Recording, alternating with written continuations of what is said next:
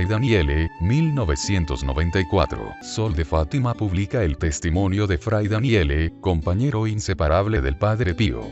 Este interesante relato sobre la experiencia del Fray Daniele y el purgatorio y posterior resurrección, está tomado del libro Maggio a Fray Daniele. Fray Daniele y el purgatorio. Relato de Fray Daniele. Soy un simple hermano lego capuchino. He desenvuelto mi vida haciendo el trabajo que me correspondía.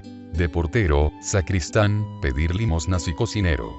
Con frecuencia me iba con la mochila en la espalda a pedir limosnas de puerta en puerta. Hacía la compra todos los días para el convento. Todos me conocían y me querían bien.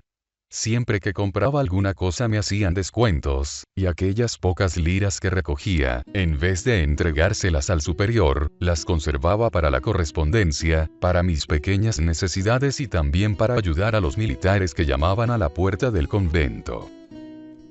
Inmediatamente después de la guerra, me encontraba en San Giovanni Rotondo, mi pueblo nativo, en el mismo convento del Padre Pío.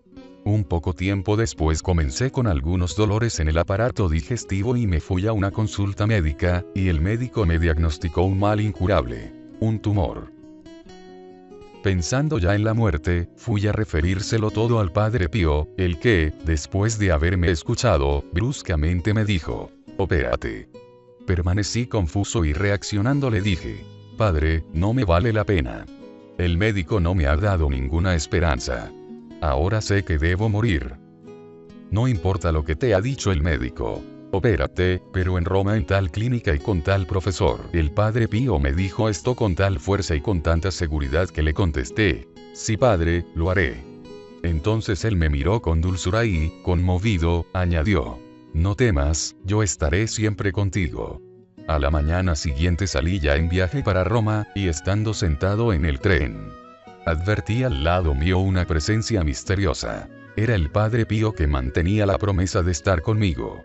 Cuando llegué a Roma supe que la clínica era Regina Elena, y que el profesor se llamaba Riccardo Moretti. Hacia el atardecer ingresé en la clínica. Parecía que todos me esperaban, como si alguno hubiera anunciado mi llegada, y me acogieron inmediatamente. A las 7 de la mañana estaba ya en la sala de operaciones. Me prepararon la intervención. A pesar de la anestesia, permanecí despierto y me encomendé al Señor con las mismas palabras que Él dirigía al Padre antes de morir: «Padre, en tus manos encomiendo mi espíritu». Comenzaron los médicos la intervención y yo sentía todo lo que decían. Sufría dolores atroces, pero no me lamentaba, al contrario, estaba contento de soportar tanto dolor que ofrecía a Jesús, ya que aquellos todos sufrimientos purificaban mi alma de mis pecados. Un rato después me adormecí. Cuando recobré la conciencia me dijeron que había estado 3 días en coma antes de morir. Me presenté delante del trono de Dios. Veía a Dios pero no como juez severo, sino como Padre afectuoso y lleno de amor. Entonces comprendí que el Señor había hecho todo por amor hacia mí desde el primero al último instante de mi vida, amándome como si fuera la única criatura existente sobre la tierra. No obstante me di cuenta también de que no solamente no había cambiado este inmenso amor divino, sino que lo había descuidado totalmente. Fui condenado a 2 o 3 horas de purgatorio.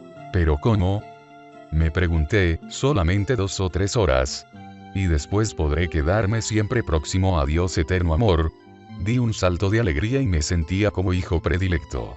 La visión desapareció y me volví a encontrar en el purgatorio. Las 2 o 3 horas de purgatorio fueron dadas sobre todo por haber faltado al voto de pobreza, es decir, por haber conservado para mí unas pocas liras, como dije antes. Eran unos dolores terribles que no sabía de dónde venían, pero se sentía intensamente. Los sentidos con los cuales se había ofendido más a Dios en este mundo. Los ojos, la lengua, y experimentaba mayor dolor, y era una cosa increíble porque allí abajo, en el purgatorio, uno se siente como si tuviese cuerpo y reconoce a los demás como sucede en el mundo. Mientras tanto, que no había pasado más que unos instantes con aquellas penas, me parecía ya que fuera una eternidad. Lo que más hace sufrir en el purgatorio no es tanto el fuego, también muy intenso, sino aquel sentirse lejos de Dios, y lo que más aflige es haber tenido todos los medios a disposición para la salvación y no haber sabido aprovecharse de ellos. Fue entonces cuando pensé ir a un hermano de mi convento para pedirle que rezara por mí que estaba en el purgatorio. Aquel hermano quedó maravillado porque sentía mi voz pero no me veía y me preguntó: ¿dónde estás? ¿Por qué no te veo? Yo insistí ahí, viendo que no tenía otro medio para llegar a él, pero mis brazos se cruzaban pero no llegaba. Solo entonces me di cuenta que estaba sin cuerpo. Me contenté con insistirle para que rezase mucho por mí y me fuera del purgatorio. ¿Pero cómo? Me decía a mí mismo, no debería estar solo 2 o 3 horas en el purgatorio. Y han transcurrido ya 300 años. Por lo menos así me parecía. De repente se me aparece la bienaventurada Virgen María y le pedí insistentemente, le supliqué, diciéndole: oh Santísima Virgen María, Madre de Dios, consígueme del Señor la gracia de volver a la tierra para vivir y trabajar solamente por amor de Dios. Acudí también ante el Padre Pío e igualmente le supliqué: por tus atroces dolores, por tus benditas llagas, Padre Pío, ruega por mí a Dios para que me libere de estas llamas y me conceda continuar el purgatorio en la tierra. Después no vi nada más, pero me di cuenta de que el Padre hablaba a la Virgen. Unos instantes después se me apareció nuevamente la bienaventurada Virgen María. Era Santa María de las Gracias, pero venía sin el niño Jesús, inclinó la cabeza y me sonrió. En aquel mismo momento volví a tomar posesión de mi cuerpo, abrí los ojos y extendí los brazos. Después, con un movimiento brusco, me liberó de la sábana que me cubría. Estaba contento, había recibido la gracia. La Santísima Virgen me había escuchado. E inmediatamente después los que me velaban y rezaban, asustadísimos, se precipitaron fuera de la sala a buscar enfermeros y doctores. En pocos minutos la clínica estaba abarrotada de gente. Todos creían que yo era un fantasma y decidieron cerrar bien las puertas y desaparecer, por cierto temor a los espíritus. A la mañana siguiente me levanté muy pronto y me senté en una butaca. A pesar de que la puerta estaba cuidadosamente vigilada, algunos lograron entrar y me pidieron les explicara lo que me había sucedido. Para tranquilizarles, les dije que estaba llegando el médico de guardia, al cual tenía que decir lo que me había pasado. Corrientemente los médicos no llegaban antes de las 10, pero aquella mañana todavía no eran las 7 y dije a los presentes: mirad, el médico está llegando. Ahora está aparcando el coche en tal puesto. Pero nadie me creía. Y yo continuaba diciéndole: ahora está atravesando la carretera, lleva la chaqueta sobre el brazo y se pasa la mano por la cabeza como si estuviera preocupado, no sé qué tendrá. Pero nadie daba crédito a mis palabras. Entonces dije: para que me creáis que no os miento, os confirmo que ahora el médico está subiendo en el ascensor y está para llamar a la puerta. Apenas había terminado de hablar, se abre la puerta y entró el médico, quedando maravillados todos los presentes. Con lágrimas en los ojos, el doctor dijo: sí, ahora creo en Dios, creo en la Iglesia y creo en el Padre Pío. Aquel médico que primero no creía o cuya fe era como agua de rosas, confesó que aquella noche no había logrado cerrar los ojos pensando en mi muerte, que él había comprobado, sin dar más explicaciones. Dijo que a pesar del certificado de muerte que había escrito, había vuelto para cerciorarse qué era lo que había sucedido aquella noche que tantas pesadillas le había ocasionado, porque aquel muerto, que era yo, no era un muerto como los demás y que, efectivamente, no se había equivocado.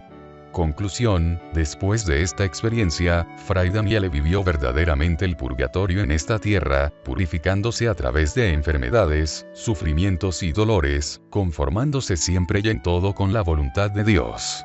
Solamente recuerdo algunas intervenciones que sufrió: de próstata, colicititis, aneurisma de la vena abdominal con relativa prótesis. Otra intervención después de un accidente callejero cerca de Bolonia, prescindiendo ya de otros dolores no solo físicos, sino también morales. A la hermana Feliceta, que le preguntó cómo se sentía de salud, Fray Daniele le confió: hermana mía, hace más de 40 años que no recuerdo qué significa estar bien. Para terminar podría decir que este relato de Fray Daniele es un episodio más que prueba el amor de Fray Daniele por la Virgen. Fray Daniele falleció el 6 de julio de 1994. Mientras colocaban convenientemente sus restos mortales en la capilla de la enfermería del convento de los hermanos capuchinos, en San Giovanni Rotondo, y se recitaba el rosario en sufragio de su alma, a algunos de los presentes les parecía que Fray Damiele movía los labios como para contestar al Ave María del Rosario.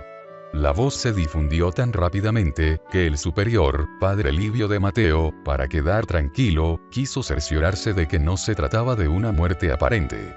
Por este motivo hizo venir de la casa alivio del sufrimiento próxima, al doctor Nicolás Silvestri, ayudante de medicina legal, y doctor José Pasanella, asistente también de medicina legal, los cuales hicieron un electrocardiograma a Fray Damiele y le tomaron la temperatura, por lo cual confirmaron definitivamente su muerte. Ahora Fray Damiele goza ciertamente de la visión beatífica de Dios y, desde el cielo, sonríe, bendice y protege. Sol de Fátima, número 188, página 26, 27. Noviembre-diciembre, 1999. A algunos de los presentes les parecía que Fray Damiele moviera los labios, como para contestar al Ave María del Rosario. Después de que el alma ya no estaba en el cuerpo de Fray Damiele, aún así, para aquellos, algunos de los presentes, veían cómo seguía orando al Señor. Y lo vieron más de uno. El cuerpo acostumbrado a tanta oración, todavía permanecía como si estuviera bien vivo, aunque en ese mismo momento su alma ya gozaba de la presencia de Dios. Se había convertido en instrumento de oración, aun cuando su alma había quedado libre de aquel cuerpo bendecido por Dios.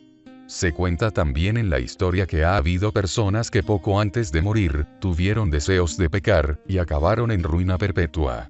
Unos cuerpos se convierten en bendición y otros en maldición.